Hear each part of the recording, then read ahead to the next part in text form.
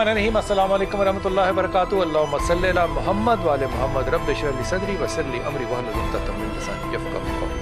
ख़वातीन हज़रात, आप देखने को ऑनलाइन और मैं हूँ बिलाल कुतुब, और आज का दिन रूहानियत के बारे में बात करने का होता है। लेकिन आज कोशिश करेंगे, यकीनन कोशिश करेंगे कि कुरान और सुन्नत के हवाले से बात हो।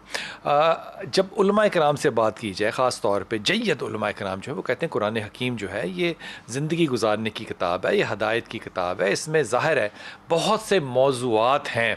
वो जो मौज़ूआत मैं और आप मैं अपने तौर पे बात कर रहा हूँ, जो अपने कम अकल और कम इल्म होने की वजह से हम जो ज़्यादातर बयान करते हैं वो हैं जो कि कुरान हकीम में सिर्फ 5, 7, 8 या 10% से ज़्यादा नहीं है। मिसाल के तौर पर नमाज यूँ पढ़नी है, रोज़ा यूँ रखना है, अच्छा काम करना है, ये अच्छा काम है, ये बुरा काम है, मिसाल के तौर पे वो मामला जो हम आम तौर पे ज़िंदगी जिसमें गुजारते हैं। लेकिन 85-90% जो कुरान हकीम है इसके अंदर वो मौज़ूआत है जो कि आम तौर पे बहुत ज़्यादा काबिल होने कि अगर सूरत हाल ना हो, मेरे तरह के हों लोग, तो वो फिर उन मामलात को छू नहीं सकते, क्योंकि उसके अंदर तारीख़ है, उसके अंदर बायोलॉजी है, उसके अंदर फ़िज़िक्स है, उसके अंदर केमिस्ट्री है, उसके अंदर तख्लीक है, उसके अंदर अंदाज़े तख्लीक है, कमाल के मौज़ूआत हैं। आज अपने मेहमानों से सिर्फ एक बात जानना चाहेंगे, और वो ये कि क्या कुरान और सुन्नत से फ़ायदा उठाते हुए, अब ये बात जो है मैं बहुत ही एहतियात के साथ कह रहा हूँ, क्या हम जादू का इलाज कर सकते हैं? हाँ, इस पे दम का जो हदीस है बुखारी शरीफ का वो मौजूद है। सहाबा इकराम जहाँ एक जगह गए वहाँ पे बिच्छू ने काटा था, क्योंकि उन लोगों ने इनकी को बहुत ज़्यादा तवाज़ो नहीं की थी, तो उन्होंने अपने दम करने के लिए उनसे बकरियाँ ली थी, और वो बकरियों में से हिस्सा रसूल पाक ने भी सल्लल्लाहु अलैहि वसल्लम ने भी अपना मांगा था। अब ये बात यहाँ तक तो दुरुस्त, लेकिन क्या कुरान हकीम को या सुन्नत की रवायतों को या हम किसी ऐसे मामले को ये कह सकते हैं कि ये तरीक़ा इलाज है और ये साबित शुदा है? साबित शुदा से मतलब होता है कि रसूल पाक सल्लल्लाहु अलैहि वसल्लम से आपके पास हदीस जो हो वो रवायत के साथ, पुख्ता रवायत के साथ आप तक पहुँची हो। हमारे पास जनाब इंतहाई मोहतरम सैफुर रहमान साहब, अस्सलाम वालेकुम साहब। वालेकुम अस्सलाम व रहमतुल्लाह। और जनाब अली हमारे पास आसफ़ा जबरील है। आसफ़ा बहुत शुक्रिया आपका। हमारे पास कारी अब्दुल क़य्यूम साहब हैं। हुजूर खैरियत से हैं आप? अल्हम्दुलिल्लाह। आपने बाजू पे क्या करा लिया कारी साहब? बस एक्सीडेंट हुआ है और फ्रैक्चर है कंधे पर। दुआओं की दरख्वास्त है आपसे। अल्लाह ताला आपको सेहत दे और जल्द सेहत दे। और हमारे साथ दाऊद भाई हैं, उनको भी अस्सलाम वालेकुम। दाऊद भाई, आपसे बात शुरू करता हूँ, फिर स्टूडियो में इधर आता हूँ। ये फरमाइए कि कुरान और सुन्नत की रोशनी में हम कहते हैं कि जादू का इलाज है। मुझे अलग अलग बताइएगा कि कुरान से हम कैसे इलाज करते हैं और फिर सुन्नत से कैसे इलाज करते हैं, जादू का इलाज। बिस्मिल्लाहिर्रहमानिर्रहीम। बिलाल भाई, बड़ी मेहरबानी, आपने मौका दिया प्रोग्राम में शिरकत का। और सबसे जो अहम बात वो ये कि अल्लाह ताला ने कुरान पाक को शिफा रखा है। अब ये शिफा जो है रूहानी, जिस्मानी, हर चीज़ की शिफा आ गई है। और कुरान पाक मुकम्मल ज़ाब्ता-ए हयात भी है। और ये ज़ाब्ता-ए हयात सिर्फ बायोलॉजी, फ़िज़िक्स, केमिस्ट्री के अलावा पूरी कायनात का इल्म अल्लाह ताला ने कुरान पाक में समो दिया है। एक मसला आता है जिसकी वजह से लोगों को प्रॉब्लम होती है, वो है 100% यकीन की कमी। मैंने अपने मुशाहदे में, अपनी ज़िंदगी में, अपने तमाम चीज़ों में इस बात को हमेशा पाया है कि कुरान पाक की एक आयत को, सिर्फ एक आयत को 100% यकीन के साथ पढ़ लो। और ये जो बात है ना कि पहाड़ एक जगह से सिरक जाना, हमने मोजज़े देखे हैं लोगों की तबीयतों का ठीक होने, लोगों के जादू के मसले हल होते होने, लोगों के शफायाब होते होने। और मैं फिर आपकी तवज्जो इस तरफ दिलवाऊंगा कि आप फरमा रहे हैं, कारी साहब आपकी तरफ आता हूँ ये बात कहते हुए। हम कहते हैं कि कुरान हकीम की एक भी सूरह के ऊपर आप मुकम्मल यकीन पे कर लें। अब इसके अंदर दो पहलू आ जाते हैं। एक पहलू तो ये आ जाता है कि बहुत से गैर मुसलमान जो हैं वो भी जब अपने मंत्र पढ़ते हैं तो वो कहते हैं कि पूरे यकीन के साथ पढ़ें, इलाज हो जाएगा, और उनका इलाज हो जाता है। अब दूसरा मामला ये होता है कि जब आप कहते हैं कि कुरान हकीम पढ़ें, इलाज हो जाएगा, और वो फिर इलाज अगर नहीं होता तो आप कहते हैं कुरान में तो माज़ल्लाह कोई कमी नहीं है, आपके यकीन में कमी थी इसलिए ना हुई। तो वो सारा जिम्मा जो है वो हम दूसरे शख्स के ऊपर या मरीज़ के ऊपर डाल देते हैं। अगर कुरान शिफा है, जो कि यकीनन है, तो फिर कुरान की उन आयात को आप दम करें या अगला वो पढ़े। अगर वो मर्ज़ सच्चा है तो फिर उसका इलाज तो होना चाहिए। बिस्मिल्लाहिर्रहमानिर्रहीम। बहुत शुक्रिया, आप हमेशा पूरी कौम की रहनुमाई करते हैं और आप भी वसीला बनते हैं हमारा। उसमें मैं आपका भी मशकूर हूँ, आप हमें मौका देते हैं। और कुरान मजीद व नुनज़्ज़िलु मिनल कुरानि मा हुवा शिफ़ाउन व रहमतुल लिल मोमिनीन, कुरान मजीद को अल्लाह ताला ने शिफा करार दिया है, किसी को इसमें कोई कलाम नहीं है। اور نبی کریم صلی اللہ علیہ وسلم نے اپنے عمل کے ساتھ اس کا پروف دیا ہے، اور صحابہ کرام رضوان اللہ علیہم اجمعین ان کی سیرت اس کے اوپر جو ہے وہ ایک اتھینٹک حیثیت رکھتی ہے۔ نبی کریم صلی اللہ علیہ وسلم کا طریقہ علاج پروف ہے، اور صحابہ کرام نے بھی اس کو پروف کیا ہے، اور آج تک امت کے علماء، صلحاء، اولیاء، اتقیاء انہوں نے اس کو پروف کیا ہے کہ یہ اس کے اندر کسی قسم کا کوئی شک و شبہ نہیں ہے کہ اس کے ساتھ علاج ہوتا ہے، اور ایسی ایسی بگڑی بیماریاں کہ جن کا علاج فزیکلی طور پر موجود نہیں ہوتا قرآن مجید کے ساتھ ہو جاتا ہے۔ اب جو آپ نے بات کی کہ غیر مسلم ہیں وہ اپنے منتر پڑھ لیتے ہیں، تو بات یہ ہے کہ اللہ تعالیٰ جو ہے وہ رب العالمین ہے، صرف رب المسلمین نہیں ہے۔ جو اس کے فرما بردار بندے ہیں اس کے لیے اللہ نے قرآن کو نازل کیا ہے، وہ قرآن کے ساتھ شفا لیتے ہیں۔ جو اللہ کے فرما بردار نہیں ہیں، جو اللہ کو نہیں مانتے ہیں، جو اللہ کا انکار کرتے ہیں، ان کا بھی علاج اللہ نے رکھا ہے۔ وہ غلط طریقے میں ہیں یا جس طرح بھی وہ لیتے ہیں، شفا ان کو بھی ملتی ہے۔ ان کی شفا کے ساتھ ان کو اس کا اجر اور ثواب نہیں ملے گا، بلکہ اس کا اوپر ان کو عقاب بھی ملے گا، اور مسلمان جو قرآن کے ساتھ شفا لے گا اس کو اجر اور ثواب بھی ملے گا، اس کے درجات بھی بلند ہوں گے۔ اب رہا یہ معاملہ کہ کوئی عامل جو ہے وہ قرآن مجید کا عمل کرتا ہے لیکن اس کے اپنے عمل کے اندر اتنی پختگی نہیں ہوتی جس کی وجہ سے علاج کارگر نہیں ہوتا، یا پھر جو اگلا بندہ ہے وہ علاج تو کروا رہا ہے لیکن اس کا وہ بلیو اس لیول پر نہیں ہے، وہ کہتا ہے جب تک میں نے پیراسٹامول، ڈسپرین یا انجیکشن نہ لیا میں ٹھیک نہیں ہوگا، کیونکہ اس کا جو بلیو لیول ہے وہ وہاں پر سیٹ ہوا ہے، تو وہ نہیں ہوگا۔ جب اس کا کامل یقین ہوگا، سنن ترمذی کے اندر حدیث ہے کہ اللہ تعالیٰ غافل دل کی دعا قبول نہیں کرتا، حالانکہ اللہ تعالیٰ ہر شخص کی دعا قبول کرتا ہے۔ ادعونی استجب لکم، اللہ تعالیٰ نے کہا ہے کہ مجھ سے دعا مانگیے میں تمہاری دعا قبول کروں گا۔ تو نبی کریم صلی اللہ علیہ وسلم نے کہہ دیا کہ جب تک اس کا دل غافل ہے، اس دل کے اندر اللہ کی محبت اور یقین و ایمان نہیں ہے، تو وہ دعا جو ہے وہ قبولیت کے شرف سے ہمکنار نہیں ہوگی۔ تو اسی طرح یہ شخص جو عمل کر رہا ہے، مسلمانوں کی دعا کیسے قبول ہو جاتی ہے؟ جی سر، غیر مسلمانوں کی دعا کیسے قبول ہو جاتی ہے؟ غیر مسلموں کی دعا میں نے شروع میں کہا کہ الحمدللہ رب العالمین، وہ رب العالمین ہے، دعا سب کی قبول ہوگی، لیکن قبولیت کے اندر وہ مسلمانوں کے لیے ہوگی تو وہ اجابت بالخیر ہوگی اور ان کے لیے شر بھی ہوگی۔ اسی طرح جو ہے غیر مسلموں کی دعا بھی ہو سکتی ہے، لیکن غیر دلوں میں تو غیر مسلمانوں کے دل میں تو وہ کیا کہنا چاہیے کنسنٹریشن کا پیٹرن نہیں ہوگا نا، وہ تو غافل ہی ہیں، لیکن قبول تو اس غافل کی بھی ہو رہی ہے۔ بالکل صحیح کہہ رہے ہیں، لیکن اللہ تعالیٰ نے جو تخلیق کائنات کی ہے اس میں اس نے جو پیٹرن اللہ تعالیٰ نے فالو کیا ہے یا بنایا ہے، اس کے اندر یہ ہے کہ یہ اگر غیر مسلم، کیونکہ اللہ کا علم الحکیم ہے، اس کا علم مکمل بھی ہے اور حکمت سے بھرا ہوا بھی ہے، اس نے انسانوں کو پیدا کرنے سے پہلے ان کی فطرت کے اندر دیکھا کہ اس کے اندر شیطنت، شرارت رہے گی، کفر اور ذلت رہے گی، لہذا ان کو اس کے اوپر پکا کرنے کے لیے، کیونکہ اللہ تعالیٰ نے یہ فیصلہ کیا ہے لَأَمْلَأَنَّ جَهَنَّمَ مِنَ الْجِنَّةِ وَالنَّاسِ أَجْمَعِينَ، میں نے جہنم کو ضرور بے ضرور بھرنا ہے۔ اور پورے قرآن کو پڑھ کے دیکھ لیجئے، ذخیرہ احادیث کو اٹھا کے دیکھ لیجئے، اللہ تعالیٰ نے کہیں نہیں کہا کہ میں نے جنت کو بھرنا ہے۔ تو اللہ تعالیٰ نے اس کے لیے لوگوں کو پیدا کیا جہنم کو بھرنے کے لیے، اور جنت کے لیے قلیل لوگوں کو، چند لوگوں کو جو اس کے خاص بندے ہیں ان کو ان کے لیے منتخب کیا۔ تو اس لیے غیر مسلم کا کام بھی ہوگا اور مسلمانوں کا کام بھی ہوگا۔ میں آسوا کی طرف آتا ہوں، لیکن آسوا کی طرف جانے سے پہلے ایک تھوڑی سی اپنی ذاتی رائے کا عمل کر دوں کہ میں اس بات پہ بہت زیادہ اختلافی نوٹ رکھتا ہوں، جس طرح کہ وہ جج ہوتے ہیں وہ سارے اگری نہیں کرتے، تو اختلافی نوٹ رکھتے ہیں، کیونکہ تفسیر ابن کثیر جو ہے وہ میرے آنکھوں کے سامنے اس وقت موجود ہے، تفسیر اسحاق موجود ہے۔ یہ تفسیر قاری صاحب کی ذاتی رائے ہے یا انہوں نے جو پڑھا ہے ان کے علم کا تخمینہ یہی کہتا ہے، لیکن ضروری نہیں ہے کہ آپ اس بات سے اگری کریں جو انہوں نے تفسیر فرمائی۔ اسوا، کیا قرآن اور سنت کی روایتیں جو ہیں وہ علاج کرنے کے لیے ہیں، اور جادو کا علاج کیا ہو جاتا ہے واقعی؟ بسم اللہ الرحمن الرحیم، نحمد و نصلی علی رسول الکریم، اما بعد فاعوذ باللہ من الشیطان الرجیم، بسم اللہ الرحمن الرحیم۔ یہاں پر ہمیں ایک بات کو سمجھنا بہت ضروری ہے آپ کے جواب کے ساتھ ساتھ، قرآن اور سنت، قرآن کیا ہے اور سنت کیا ہے۔ میں اسے جواب کو لے کر چلتی ہوں کہ قرآن مجید فرقان الحمید جو ہے کہ قرآن فرماتا ہے ید اللہ، نبی کا ہاتھ، یہ قرآن ہے۔ میرے نبی نے جو حکم ارشاد فرما دیا اللہ کے حکم سے، وہ امر اللہ، یہ قرآن ہے۔ آپ مسکرائے، وجیہ اللہ، وجیہ آپ کا مسکرانا ہوا، اور قرآن سے وجیہ، قرآن نے کہا وجیہ اللہ۔ اور آپ کعبے میں گئے، کعبے کو بیت اللہ، بیت اللہ قرآن ہے۔ اور آپ کا سینہ ہے، قرآن سے کہتا ہے نشر اللہ، یہ قرآن ہے۔ اور اب اگر ہم سنت پر لے کر آئیں کہ یہ قرآن ہے، جسے قرآن سورہ حشر میں اللہ رب العزت ارشاد فرماتا ہے لو انزلنا هذا القرآن القرآن علی جبل لرأیتہ خاشعا متصدعا من خشیۃ اللہ وتلک الامثال نضربها للناس لعلهم یتفکرون، کہ اگر ہم اسے پہاڑوں پر نازل کر دیتے، مثال تھوڑی لمبی ہے لہٰذا بھی بتا رہی کہ قرآن کیا ہے اور سنت کیا ہے،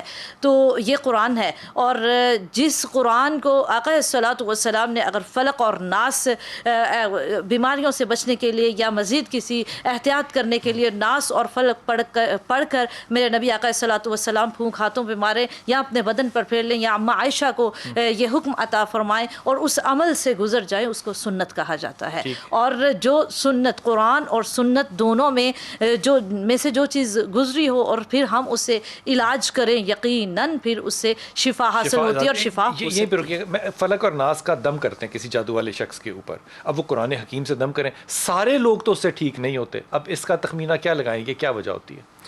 بلال بھائی لمبی لمبی باتیں ہوئی ہیں، میری سمجھ میں تو کچھ بھی نہیں آیا۔ اچھا میری میں بھی نہیں آیا، ویلکم۔ تو میں موٹی پنجابی کہتے ہیں موٹی دو تین باتیں ٹھوکی سمجھ میں آئے، ہاں جو سمجھ میں آ جائیں۔ بات یہ ہے کہ آپ کسی کو یقین کے ساتھ دم کرتے ہیں وہ ٹھیک ہوگا۔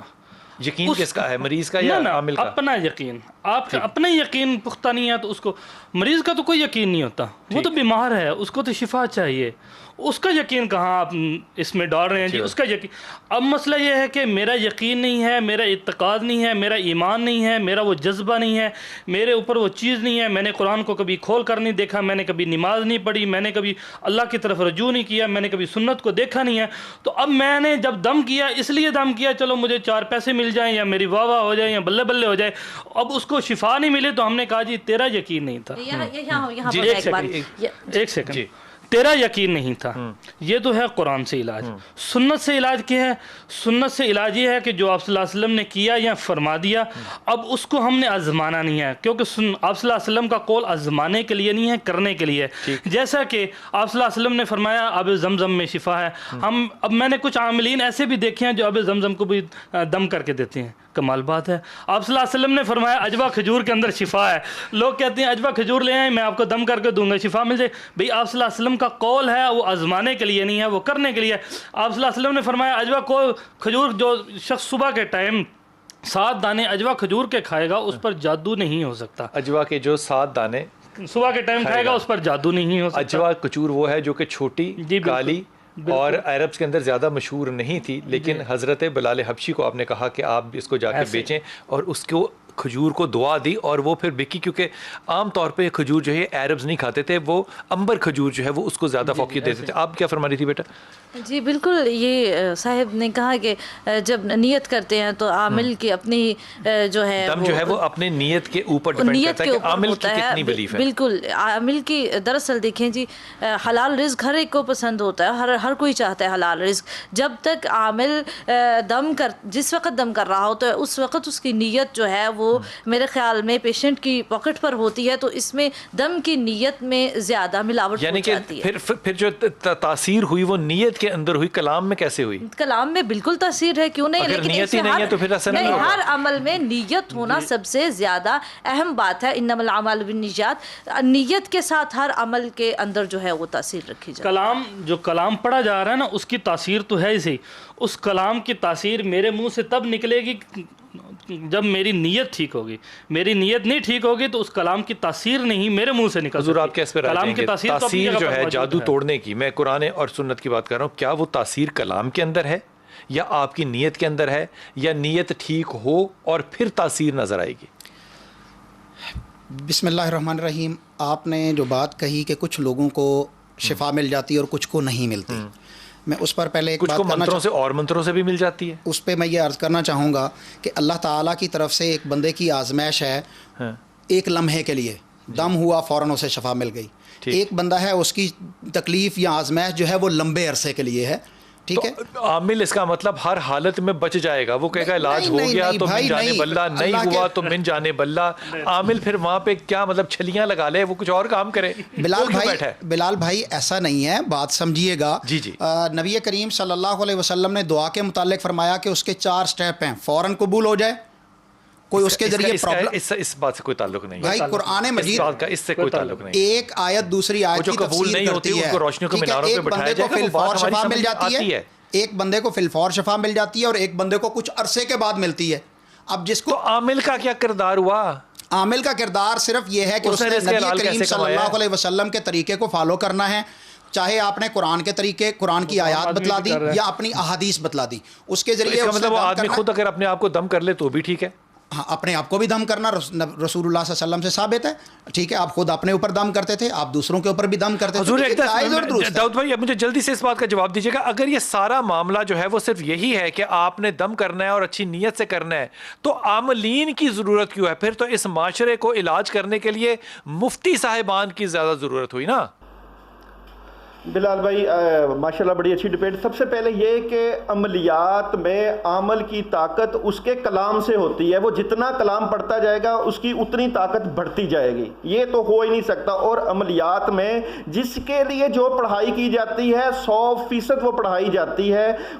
پڑھا گیا کلام کبھی رد نہیں جاتا، کیونکہ جو بندہ عمل پڑھائی کر رہا ہوتا ہے اس کا 100% یقین ہوتا ہے تو وہ پڑھائی کرتا ہے. مگر لازمی نہیں کہ اگر ایک بندے کی سر درد ہے تو اللہ تعالیٰ اس کے اوپر اس بات کو... میں واپس آ کے اسی بات کو آپ کے ساتھ دوبارہ شروع کرتا ہوں، لیکن میرا سوال جو ہے وہ میں چھوڑ کے جا رہا ہوں کہ کمال بات ہے عاملین جو ہے وہ بہت زیادہ عمل پڑھتے ہیں. ظاہر ہے کہ وہ لگتا ہے ایسا ہے کہ قرآن حکیم کی بہت تلاوت کرتے ہیں، لیکن پھر تراویح پڑھانے کے لیے آپ حافظ اور مفتی ڈھونڈتے ہیں. عاملین جو ہیں وہ تراویح کیوں نہیں کراتے؟ پھر واپس آئیے. بسم اللہ الرحمن الرحیم. حضور اقدس جو سوال چھوڑ کے گیا ہوں اسی کی طرف آ رہا ہوں کہ آپ لوگ عاملین جو ہیں کیا یہ چلے بہت کاٹتے ہیں، قرآن حکیم کا ورد بہت زیادہ کرتے ہیں کہ ان کے پاس ہی آئیں گے تو تاثیر دم ہوگا یا علاج ہوگا، تو پھر عام آدمی قرآن پڑھے گا تو اس کا علاج جو ہے وہ کیوں نہیں ہوگا؟ یا حافظوں کے پاس اور مفتیوں کے پاس جائے گا تو کیا وہ علاج نہیں کر سکتے؟ بلال بھائی اس میں آپ کا سوال بہت اچھا ہے. جب ایک آدمی دم کرتا ہے نا کسی کو، اس کا رزلٹ بھی اس کو ملتا ہے، ٹھیک ہے، اور اس کا رزلٹ بھی اس کو ملتا ہے، ٹھیک ہے. وہ چیز جو ہے جس کو دم کیا جا رہا ہے اس کے پیچھے جو بھی سمٹمس ہیں، اس کے جنات ہیں، چڑیل ہے، دیو ہے، پری ہے، جو کچھ بھی ہے، وہ اس پر بھی اثر انداز ہوتی ہے. عامل پہ، پڑھنے والے پہ بالکل ہوتی ہے. بالکل اس کو ٹکراتی ہے، ٹھیک ہے. اگر عامل کو سمجھ آ گئی تو ٹھیک ہے، اگر نہیں سمجھ آئی یا اس کی تھوڑی سی طاقت زیادہ ہے تو بعد میں اس کا اثر ہوگا. جیسے کہ احادیث میں آتا ہے کہ آپ فجر کی نماز پڑھتے ہیں، پھر آپ ظہر کی نماز پڑھتے ہیں، تو فجر سے ظہر تک جو گناہ کیے ہوتے ہیں نا وہ اللہ رب العزت وہ ختم کر دیتے ہیں. اسی طرح جب عصر کی پڑھتے ہیں تو ظہر سے عصر کے گناہ جو ہیں وہ اسی طرح جب عامل آدمی جو ہے وہ اپنے عملیات جب پڑھتا ہے تو اس کا وہ جو اثر ہوتا ہے اس پر اثر لازماً ہوتا ہے. یہ نہیں ہے کہ عامل پر اثر نہیں ہوتا، وہ اثر ختم ہو جاتا ہے. اب عام حافظ اور جو ایک مفتی دم کر سکتا ہے؟ جی بالکل کر سکتا ہے، لیکن اس کا جو اثر اس پر ہوگا وہ اثر جو ہے اس سے وہ گھبرائے گا اور پھر وہ دوبارہ دم نہیں کرے گا. اگر دوبارہ دم کرے گا تو جو اس پر اثر موجود ہے اس کی وجہ سے وہ اگلے مریض کو فائدہ نہیں ہو سکتا. اثر ہوتا ہے عمل کرنے والے پہ آصفہ؟ جی بالکل اثر ہوتا ہے، عمل کرنے والے کے اوپر ہوتا ہے. لیکن پڑھا اس نے قرآن ہے، جی، پریکٹس اس نے سنت کی ہے، جی، تو مطلب پھر اثر اس پہ کیوں ہو رہا ہے؟ دیکھیں ہم کسی کو نظر کا دم کریں نا تو بعض اوقات یہ معاملہ پیش آتا ہے کہ جماہیے جو ہے وہ عامل لینا زیادہ شروع کر دیتا ہے، اور وہ یا پھر جس پر دم کیا جاتا ہے وہ زیادہ لینا شروع کر دیتا ہے. مجھے بہت زیادہ جماعیاں آتی ہیں تو مجھے آپ کو لگتا ہے کہ کوئی اثر ہے؟ میں نے ابھی آپ کو دم ہی نہیں کیا. نہیں، مجھے ویسے ہی آتی ہے. ویسے آنا یہ ایک علامت ضرور ہے، لیکن ضروری نہیں ہوتی. بعض اوقات تھکاوٹ کی وجہ سے بھی آ جاتی ہیں، اور بعض اوقات یہ طبعی ایک کیفیت بھی ہے اس کی وجہ سے بھی آ جاتی ہیں. لیکن اس کے لیے یہ ہے کہ ہم یہ محسوس کرتے ہیں بالکل یہ عمل دیکھ کر کے جو پیشنٹ ہے اس کو کس طرح کا، وہ کس مرض کا شکار ہے، اس طرح کا پھر عامل کے اوپر اثر آتا ہے. اس لیے پہلے اپنا حفاظتی حصار کر لینا ہر حالت میں بہت ضروری ہوتا ہے. حضور ایک مفتی جو ہے وہ اچھا دم والا ہوگا، ایک عامل اچھا دم والا ہوگا؟ مفتی عامل ہو سکتا ہے، عامل مفتی نہیں ہو سکتا، لیکن ضروری نہیں ہے کہ وہ اپنے کام میں ایکسپرٹ ہے. ایک عام شخص جو عامل نہیں، مفتی نہیں ہے، لیکن وہ ایک خاص مسئلے کے اندر اس نے عمل کیا ہے، خاص پیٹرن پہ اس نے عمل کیا. مطلب ہوتا ہے عمل کیا کیا؟ مطلب عمل سے کیا مطلب ہوتی ہے؟ خاص عمل کیا، خاص چلا کاٹا ہے؟ کوئی چلا نہیں ہے. چلے کے لیے تو ہمارا عجیب سا کنسیپٹ ہے، لوگ قبروں کے اندر جا بیٹھتے ہیں. اس نے قرآن گھر میں بھی کر سکتے ہیں، چلے گھر میں بھی کرتے ہیں، جیسے اعتکاف میں بیٹھ جاتے ہیں نا. میں مثال دے رہا ہوں یہ کہ وہ اپنے آپ کو آئسولیٹ کر کے کوئی خاص ذکر جو ہے وہ کرتے ہیں، وہ کہتے ہیں کہ یہ ہمارا پکا. دیکھیے ہمارا ایک طریقہ علاج. بلال بھائی آپ نے جو حدیث شروع میں اپنے انٹرو کے اندر شروع کی، صحیح بخاری مسلم باقی کتب کے اندر ہے کہ نبی کریم صلی اللہ علیہ وسلم نے فرمایا سورۃ فاتحہ جو ہے وہ دم ہے مختلف بیماریوں سے. تو ابو سعید خدری رضی اللہ تعالیٰ نے اس کے اوپر پریکٹس کی اور ایک سردار کے اوپر عمل کیا اور اس کا وہ ٹھیک ہو گیا. نبی کریم صلی اللہ علیہ وسلم نے اس کی تائید و تصدیق کر دی کہ قد اصبتم، تم نے بالکل صحیح کیا اور تمہارا یہ معاملہ ٹھیک تھا. اب نبی کریم صلی اللہ علیہ وسلم کی اتھینٹکسٹی ہو گئی اور اس کے بعد کوئی بھی شخص جو مسلمان ہیں اس کے اوپر بار بار اسی چیز کو عمل کرتا ہے. اس کا مطلب کیا یہ بات، داؤد بھائی آپ کی طرف آ رہا ہوں، کیا یہ بات پھر مانی جا سکتی ہے یا سوچی جا سکتی ہے کہ جو شخص سورہ فاتحہ پڑھ کے دم کرتا ہے بچھو کا اور اس سے اس کا اثر نہیں ہو رہا، تو پھر ایمان کا یا یقین کی کمی پڑھنے والے میں ہے؟ بلال بھائی یہ میں بات 100% اسی بات کی تو میں تائید کرتا ہوں، اسی بات کو تو میں کہتا ہوں کہ پڑھنے والے کا یقین بہت کاؤنٹ کرتا ہے. اگر میں پڑھ رہا ہوں کسی کے لیے سورہ فاتحہ تو میرا یقین اگلے بندے کا نہیں کاؤنٹ کرے گا. وہ تو ایک بیچارہ مریض ہے، اس کو تو مسئلہ ہے. اگر میں پڑھ رہا ہوں تو میرا یقین اس کے اوپر اثر انداز کرے گا، اور یقین ہی عملیات ہیں، یقین ہی ایمان ہے، اور یقین ہی سب کچھ ہے.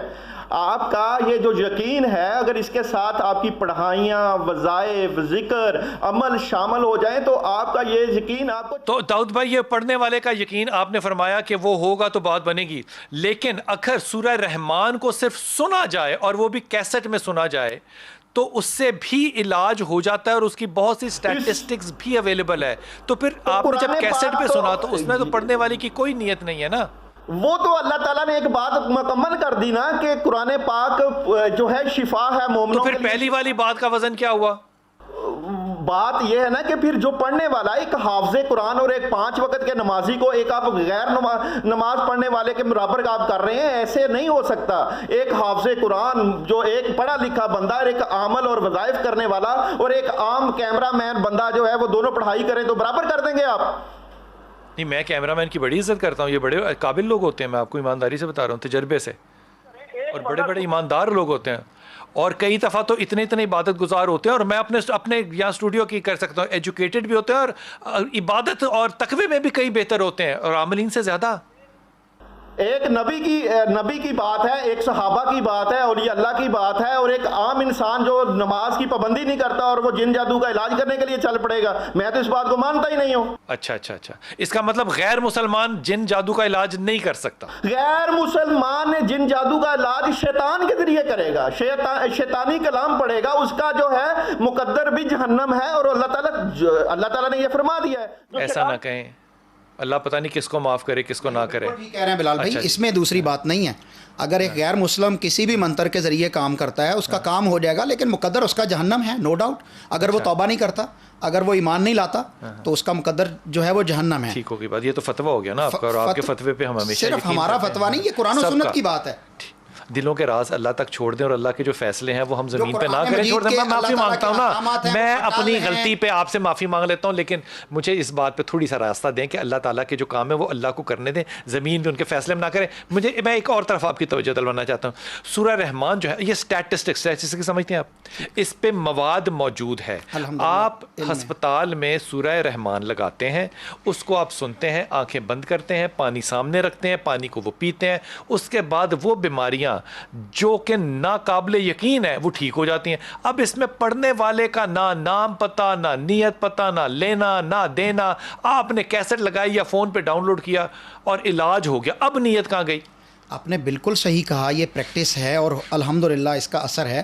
قرآن مجید پڑھا جا رہا ہے اور قرآن مجید کی وجہ سے نیت والی بات کہاں گئی کہ پڑھنے والے کی نیت بڑی پیچھے ہونی چاہیے. بات کر رہے ہیں کہ یہ جادو کی بات نہیں آپ کر رہے، آپ فزیکلی بیماری کی بات کر رہے ہیں اور اس کا علاج قرآن مجید کی تلاوت سننے سے ہو گیا. اور الحمدللہ جادو کا علاج نہیں ہو سکتا. جادو کا علاج کینسر کا ہو جائے گا، جادو کا نہیں ہوگا. علاج کرنے کے لیے عامل کا ہونا ضروری ہے. ٹھیک ہے، کلام کا نہیں. عامل کیا ناچے گا؟ عامل کلام ہی پڑھے گا. عامل تو غیر مسلمان بھی ہو سکتا ہے، قرآن مجید کا کلام ہی پڑھے گا. وہ غیر مسلمان بھی ہو سکتا ہے. کرے گا تو وہ اسلام میں تو جائز نہیں ہے. ارے میں یہ بات نہیں کر رہا، میں یہ بات نہیں کر رہا. میں یہ صرف آپ سے جاننا چاہ رہا ہوں کہ جب آپ نیت کی بات کرتے ہیں اور کہتے ہیں کہ نیت پیچھے ہوگی تو بات ہوگی، تو جب آپ قرآن کی تلاوت سن رہے ہیں، سورہ رحمان سن رہے ہیں، وہ تلاوت ہوئی تھی سعودی عرب کے اندر، لوگ اس مفتی صاحب کا نام بھی نہیں جانتے، امام کا نام بھی نہیں جانتے، وہ سنتے ہیں، وہ علاج کیسے ہو جاتا ہے؟ اب نیت کہاں ہے بھائی؟ قرآن مجید سنا اور اللہ تعالیٰ کی رحمت نازل ہوئی اور اللہ تعالیٰ نے تو پھر نیت والی بات آپ لوگوں کی غلط ہو گئی نا. شفا تو اللہ تعالیٰ کے پاس ہے اور اللہ نے دینی ہے، چاہے وہ قاری صاحب. پھر نیت والی بات تو غلط ہو گئی نا بھائی. نیت پہ اجر مل رہا ہے. آسوا کی بات سن لیں. جی آسوا کی بھی بات سن لیں یار. بلال بھائی، کیونکہ یہ نیت کا حدیثوں میں بہت ذکر ملتا ہے، اس لیے ہم اس کو غلط تو نہیں کہہ سکتے. لیکن دیکھیں، پڑھنے والے کی نیت تو اچھی تھی، لیکن سننے والے کی نیت بھی اس میں بڑا عمل دخل رکھتی ہے کہ سننے والے نے سنا، اور قرآن ویسے ہی شفا ہے، اور اگر اگر اس نے لیکن اس نے پیا یا اس کو پلایا اس نیت سے گیا کہ شاید اسے شفا مل جائے، اس میں نیت تو پھر بھی شامل ہے. جی بلال بھائی، جو ہسپتالوں میں سورہ رحمان سنی جاتی ہے یا جو کیسٹ میں سنی جاتی ہے، جو مریض سنتا ہے وہ امام کعبہ کی تلاوت ہوتی ہے. امام کعبہ کی نیت بھی ہمارے سے اچھی ہے اور اس کا ایمان بھی ہمارے سے اچھا ہے. ہمارا ایمان اس کے پاؤں کے خاک کے برابر بھی نہیں ہے. ہم جو کام کرتے ہیں وہ اپنے لیے کرتے ہیں، وہ کام جو کرتے ہیں، وہ جو تلاوت کرتے ہیں وہ پورے عالم کے لیے تلاوت کرتے ہیں. ہماری نیت جو ہے وہ ہمارے ساتھ ہے، ان کی نیت جو ہے وہ پورے عالم کے لیے نیت ہے. اچھا، یہ جو معاملہ ہوتا ہے، مثال دے رہا ہوں آپ کو چھوٹی سی، نیت میں اور ارتقاد میں کیا فرق ہوتا ہے؟ ایک آدمی نے بسم اللہ پڑھی، وہ پانی کے اوپر سے گزر کے چلا گیا، روایت صحیح ہے یا غلط ہے میں یہ نہیں بحث کر رہا. دوسرا آدمی پڑھتا ہے وہ نہیں ہوتا، کلام ایک ہی پڑھا. آپ بالکل ٹھیک کہہ رہے ہیں. اس میں صرف فرق اتنا سا ہے کہ جو پڑھنے والا ہے نا، جو پڑھنے والا اس کا اعتقاد اللہ پر ہے. ٹھیک ہے، ایک آدمی کا اللہ پر اعتقاد نہیں ہے. اب اللہ پر جب اس کا اعتقاد ہو گیا تو وہ ہر کام کر سکتا ہے. جب رب پر اعتقاد نہیں ہے تو کچھ بھی نہیں کر سکتا، اگر آپ اس کو روحانیت میں لیں گے. اگر اس جی کریم صاحب، مجھے 2 روایتیں ایسی بتا دیں جس پہ کہ جادو کا علاج قرآن حکیم سے صحابہ نے کیا ہو، یا کوئی سنت نبی، کوئی ایسی مجھے کوئی ایسی چیز بتائیے جادو کا علاج کیا ہو. جادو کا علاج نبی کریم صلی اللہ علیہ وسلم پر جادو ہوا تو جبرائیل علیہ السلام نے آ کر سورت فلق اور سورت ناس کی، اس کو تو ایگزامپل نہ بنائیں، وہ ختم ہو گئی نا بات. اسی چیز کو بنائیں گے نا. نہیں، اس کے علاوہ میں نے کہا صحابہ، آپ بتائیے صحابہ کی کوئی مثال دیجئے کہ انہوں نے قرآن حکیم سے جادو کا علاج کیا. صحابہ کرام میں پہلے تو جادو بتائیں گے کہ ثابت تھا، پھر صحابہ نے جادو کا علاج کیا، یہ بتائیں گے. اس پر بہت ساری روایات موجود ہیں. ابو موسیٰ اشعری رضی اللہ تعالیٰ عنہ نے علاج کیا ہے. کس کا؟ ایک بچے کے اوپر تھا. وہ سائیکک تھا جی. وہ جادو کیسے ثابت ہوتا ہے اس حدیث سے؟ اللہ اکبر. آپ احادیث کو پڑھیے، جادو تھا اور جادو کا علاج انہوں نے کیا. اس حدیث میں جادو کا لفظ نہیں ہے، اگر ہوگا تو پھر مجھے علم نہیں. حضور آپ کیا فرما رہے تھے؟ اس وقت کینسر نہیں تھا، آج کینسر موجود ہے. اس وقت اتنی بڑی بیماریاں نہیں تھی، اتنے بڑے، ہمیں نہیں پتا اس وقت تھا. جی میں بتا رہا ہوں نا، اس وقت اتنے بڑے معاملات نہیں تھے. ان کے ایمان بہت پختہ تھے، ہم بہت کمزور ہیں.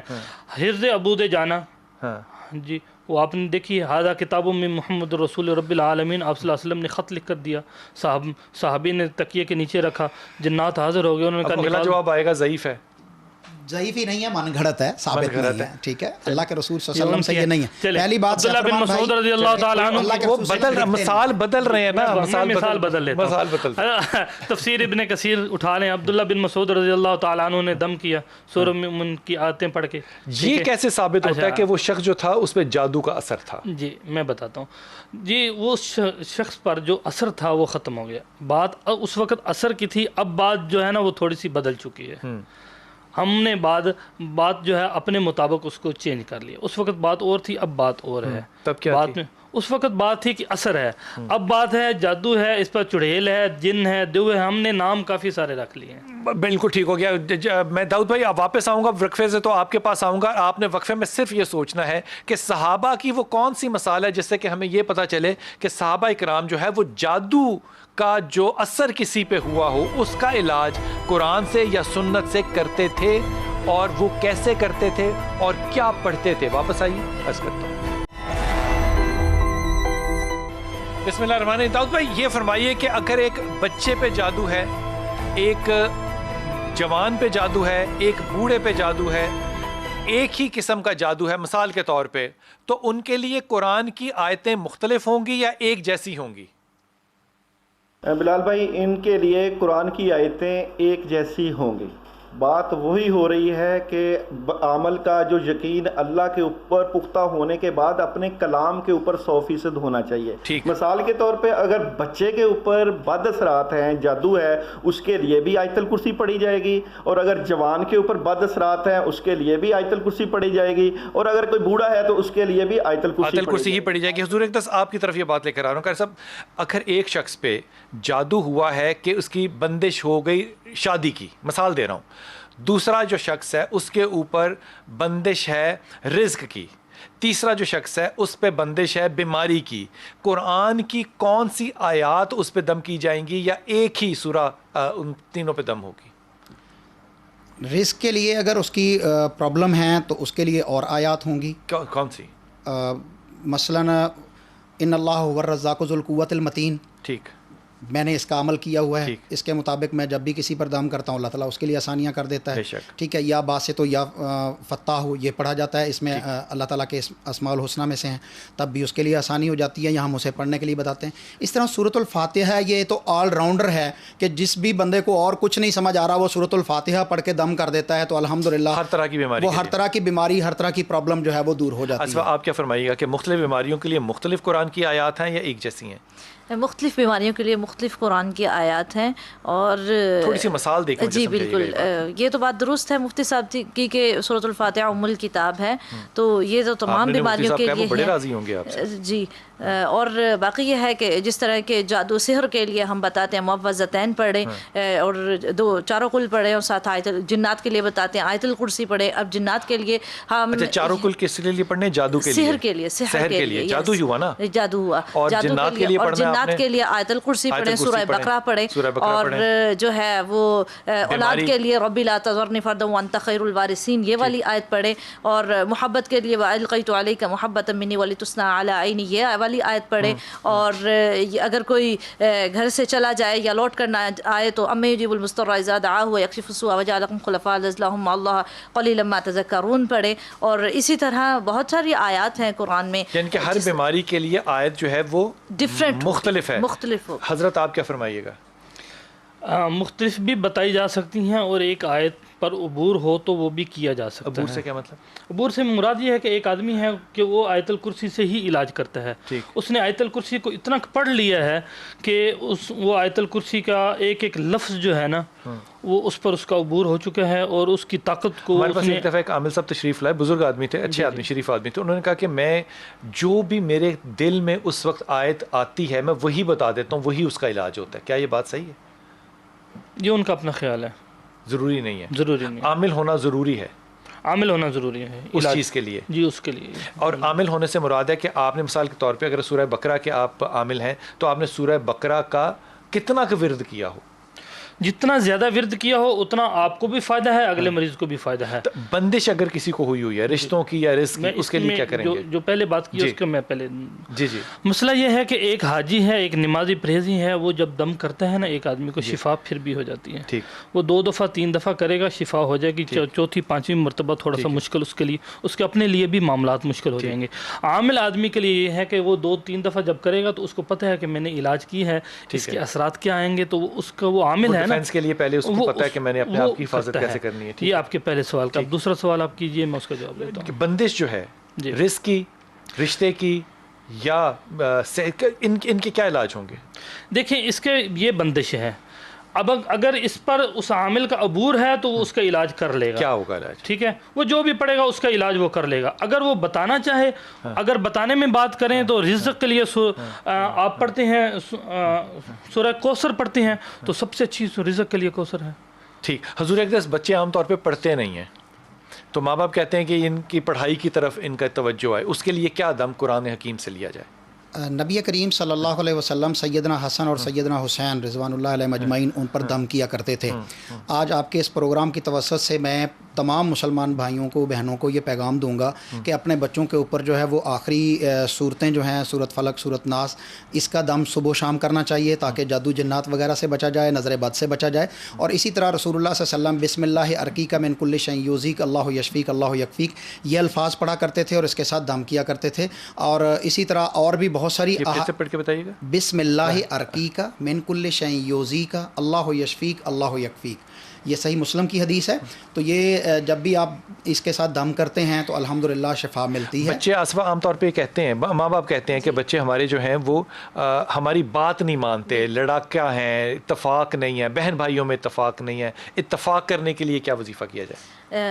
سب سے پہلے یہ ہے کہ یا ہادی اہدنا الصراط المستقیم, یہ جو ہے سورۃ الفاتحہ میں ایک آیت ہے, یا ہادی اہدنا الصراط المستقیم, یہ پڑھ کر میٹھی چیز پر, چینی پہ, دودھ پہ, جوس پہ, کسی بھی طرح انہیں پلا دیا جائے تو انشاءاللہ العزیز وہ آپس میں اتفاق بھی کریں گے, محبت بھی ہوگی, ہدایت بھی ہوگی. اور اگر بالغ ہیں تو ان کے لیے یہ ضروری ہے کہ اگر وہ سو رہے ہیں رات کو سوتے وقت بھی ان پر پڑھ کے پھونکی جائے, اور جب اٹھنے سے پہلے بھی ایک مرتبہ پڑھ کر 101 مرتبہ اس کی تسبیح ہے, یا ہادی اہدنا الصراط المستقیم. جو آپ نے سوال قاری صاحب سے پوچھا ہے بڑا بہترین سوال ہے کہ بچے جو پڑھتے نہیں ہیں, ان کا دماغ کام نہیں کرتا, ان کے لیے کہ یہ بڑا آج کل بہت بچے اور بڑے دونوں ہاں بڑا مسئلہ بنا ہوا ہے.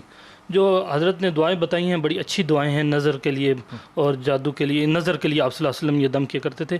باقی اس میں قرآن کے اندر ایک دعا ہے رب اشرح لی صدری ویسر لی, جیسے موسیٰ علیہ السلام نے کہا تھا یا اللہ میرا سینہ کھول دے, میری زبان کھول دے. ویسر لی امری واحلل عقدۃ من لسانی یفقہوا قولی.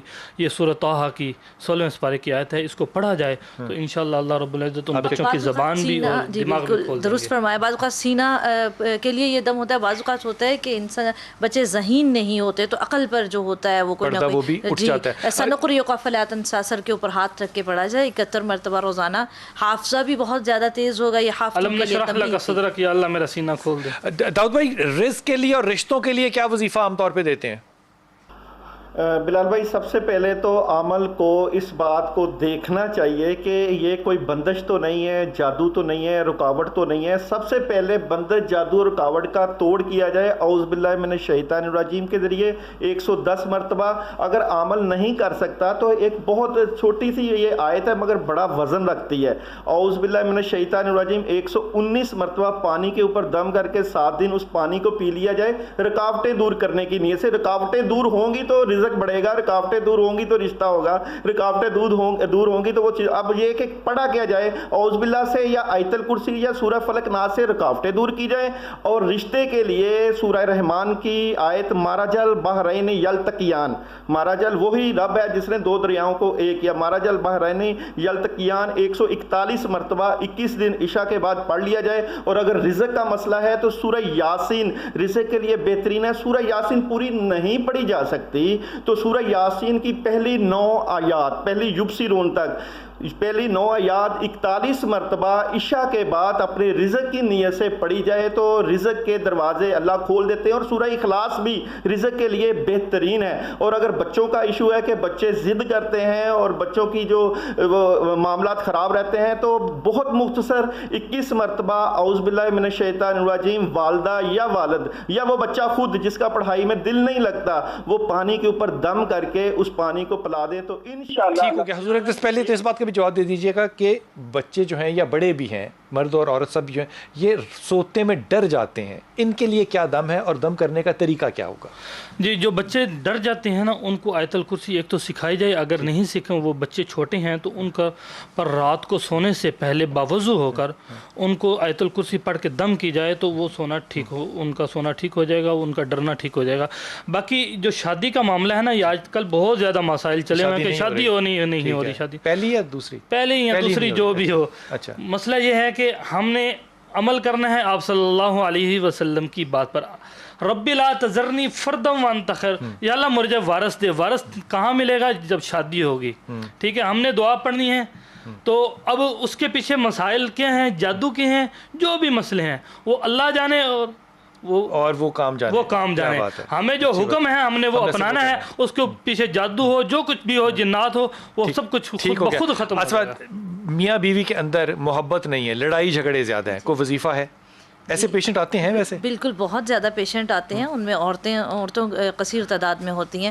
ان کے لیے ہم یا رحیم یا ودودو بتاتے ہیں کہ کثرت سے پڑھ کر پہلے تو یا استغفار کثرت سے کریں کہ اگر آپ دونوں کے درمیان کوئی ایسا معاملہ ہے یا آپ کی غلطی کی وجہ سے یہ فساد ڈلتے ہیں تو کثرت سے استغفار کے بعد آپ ایک روزانہ 101 مرتبہ یا رحیم یا ودودو پڑھا کریں.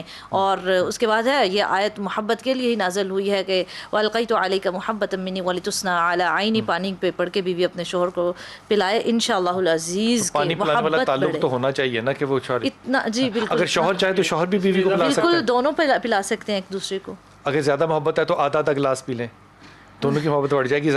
حضور اقدس بچوں کو نظر بد سے بچانے کے لیے عام طور پہ کالا ٹیکا لگا دیتے ہیں. کوئی ایسی چیز ہے جو کہ بچوں پہ پڑھی جائے یا دم کیا جائے یا بچوں کو سکھائی جائے؟ نبی کریم صلی اللہ علیہ وسلم یہ دعا پڑھ کے دم کرتے تھے, اعوذ بکلمات اللہ التامات من شر ما خلق.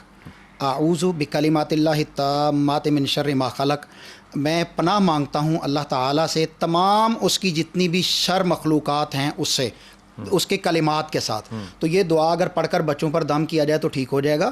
اور دوسرا یہ کہ رات کو سوتے وقت سورۃ الملک جو ہے وہ ہر شخص کو پڑھنی چاہیے. بچہ ہو بڑا ہو اسے پڑھ کے سونا چاہیے. اور اسی طرح یہ جو آیت میں نے آپ کے سامنے رکھی ہے, دعا رکھی ہے اعوذ بکلمات اللہ التامات, یہ پڑھا جائے اور آیت الکرسی پڑھی جائے سوتے وقت, سونے سے پہلے, تو انشاءاللہ یہ معاملات جو ہیں وہ ٹھیک ہو جائیں گے. بہت شکریہ تمام دوستوں کا, تمام مہمانوں کا. یہ جو تمام وظائف ہیں یہ اللہ کرے کہ ان سے آپ لوگوں کو اسی طرح فیض ملے جس طرح کے ہمارے بتانے والوں کی نیت ہے. انشاءاللہ تعالی ضرور پڑھیے گا اور پڑھتے رہیے گا. اگر کوئی فائدہ ہو گیا تو کمال بات ہے, نہ ہوا تو اجر اور ثواب تو یقیناً ملے.